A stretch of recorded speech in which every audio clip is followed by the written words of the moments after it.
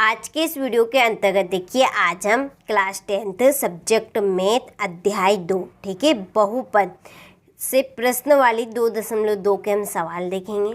ठीक है, चलिए सवाल पढ़ते हैं। दूसरा सवाल कि एक द्विघात बहुपद ज्ञात कीजिए जिसके शून्यकों के योग तथा गुणनफल क्रमशः दी गई संख्या है। ठीक है, हमें एक द्विघात बहुपद ज्ञात करना है और जो ये संख्या दी गई है ये शून्यकों के योग और शून्यकों का गुणनफल है। ठीक है, पहले आप समझे द्विघात बहुपद क्या है। ठीक है, तो आपके जो पार्ट स्टार्ट हुआ है वहाँ पर दिया गया है। ये देखिए यहाँ पर कि घात 2 के बहुपद को द्विघात बहुपद कहते हैं। ठीक है, द्विघात बहुपद किसे कहते हैं?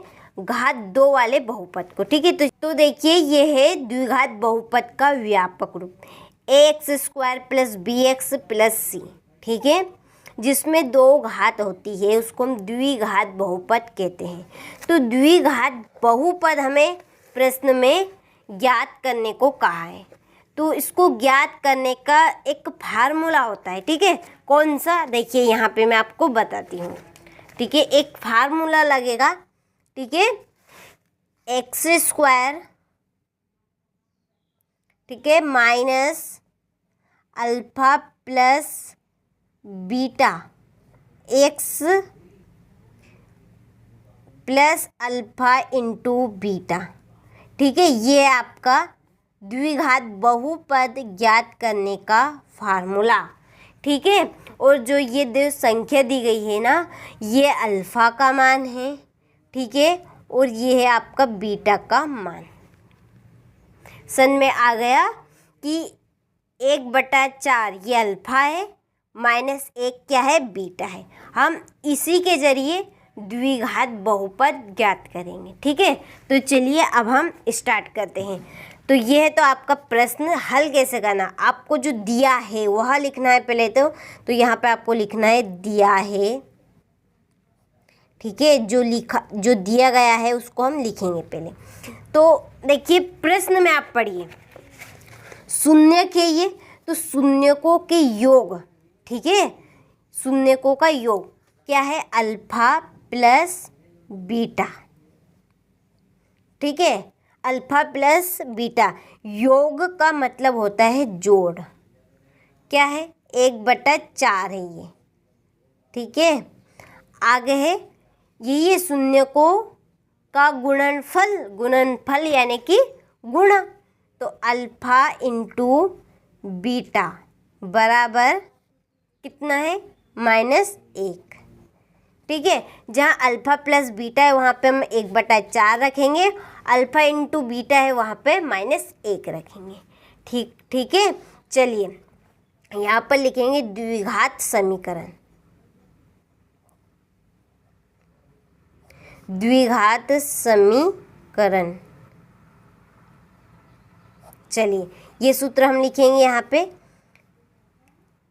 x² minus alpha plus beta x plus alpha into beta. ठीक है, चलिए आगे एरो आप यहाँ पे लगा सकते हैं या बराबर लगा सकते हैं, कुछ भी लगा सकते हैं। x², ठीक है, माइनस अल्फ़ा प्लस बीटा क्या दिया गया है यहाँ पे देख के देखिए, अल्फ़ा प्लस बीटा क्या है हमारा? 1/4 x प्लस, ठीक है, अल्फ़ा इंटू बीटा का मान देख के बताइए क्या है? -1। ठीक है, ये यहाँ पे -1 लिख देती हूँ। चलिए एक प्रोग्रेस और होगी इसमें, x², ठीक है, -1/4 x, जब हम इस चिन्ह का इस चिन्ह में गुणा करेंगे तो माइनस का 1 बनेगा। ठीक है, चलिए आगे देखिए। अब यहाँ पर आपके तिर्यक गुणा होंगे। किसके? जो बटे वाली संख्या है ना, इसका गुणा ये इधर होगा और यहाँ पे होगा। ठीक है, चलिए करते हैं। 4 का गुणा हम x में करेंगे तो क्या होगा? 4x² माइनस, ये तो ऐसा कैसा लिखाएगा आप x लिख सकते हैं केवल, ठीक है। अब इस 4 का गुणा इधर करेंगे तो 4 एकम 4, ठीक है। इसको बोलते हैं तिर्यक गुणा करना, या एलसीएम ले लीजिए आप सभी का, है ना, ठीक है। इसके एक्स स्क्वायर के बटे में क्या है, कुछ भी नहीं है, तो यहाँ 1 है, ठीक है। इसके बटे में कुछ भी नहीं है, अभी 1 है, तो इन सब का एलसीएम क्या आएगा, 4 आएगा, ठीक है। ऐसे भी आप इसको कंप्लीट कर सकते हैं। अब देखिए यहाँ पर हमारा द्विघात समीकरण बन गया। यहाँ पर आप 1 भी लिख सकते, ठीक है, कोई दिक्कत नहीं है। तो अतः द्विघात बहुपद, अतः जो प्रश्न में दिया गया, अतः द्विघात बहुपद, ठीक है। ये देखिए 4x² माइनस 1x माइनस 4, ठीक है। इस सूत्र में आप अंटाइए, इसका व्यापक रूप है ax² plus bx plus c, ठीक है। यहाँ पर जो a है, ठीक है, यहाँ पर अचर है और x² चर है, तो देखिए एक x² हो गए, फिर x वाली संख्या होगी, फिर संख्या होगी, ठीक है। द्विघात बहुपद 4x² माइनस 1x माइनस 4, ठीक है। और यहीं पर आप क्या करेंगे, आंसर करेंगे, ठीक है। चलिए इसके आगे का सवाल हम देखते हैं इसी में, ये वाला दूसरा सवाल, ठीक है। चलिए यहाँ पर हम दूसरा सवाल नोट करेंगे। चलिए हमारा दूसरा सवाल क्या है, ठीक है।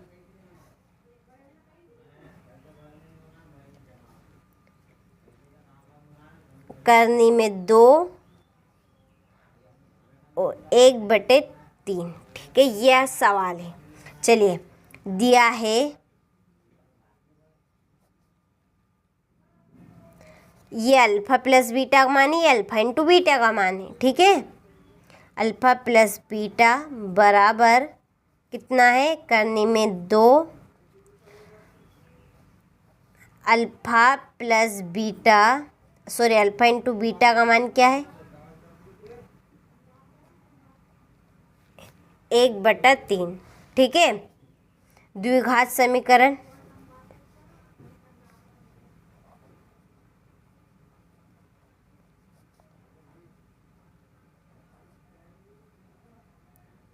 यहाँ पर हम लिखेंगे x² minus alpha plus beta x plus alpha into beta, ठीक है। चलिए अब हम इसमें मान रख देते हैं, x² minus alpha plus beta का मान देख के बोलिए यहाँ से कितना है, करनी में 2 और x ऐसा का ऐसा प्लस, ठीक है, अल्फा इंटू बीटा का मान बताइए कितना है, यहाँ से 1/3। देखिए उस सवाल में हमने करा था ना, वही करना है वापस से। इस 3 का गुणा हम इधर करेंगे, ठीक है। चलिए तिर्यक गुणा, 3 का हम x² में करेंगे तो क्या होगा, 3x², ठीक है, माइनस 3 का गुणा हम इसमें करेंगे तो कितना होगा, 3 करनी 2x और प्लस 1, ठीक है। ये आपका द्विघात समीकरण हो गया। चलिए यहाँ पे लिखेंगे अतः द्विघात समीकरण, सॉरी द्विघात बहुपद बोला है, द्विघात बहुपद, ठीक है। चलिए ये बोल दीजिए 3x² माइनस 3√2x प्लस 1 है, और यही क्या है, हमारा आंसर है, ठीक है। ये तो चलिए ये था हमारा पहला सवाल, ये ठीक है। आप द्विघात बहुपद ज्ञात करने के लिए ये सूत्र ज़रूर याद कीजिएगा।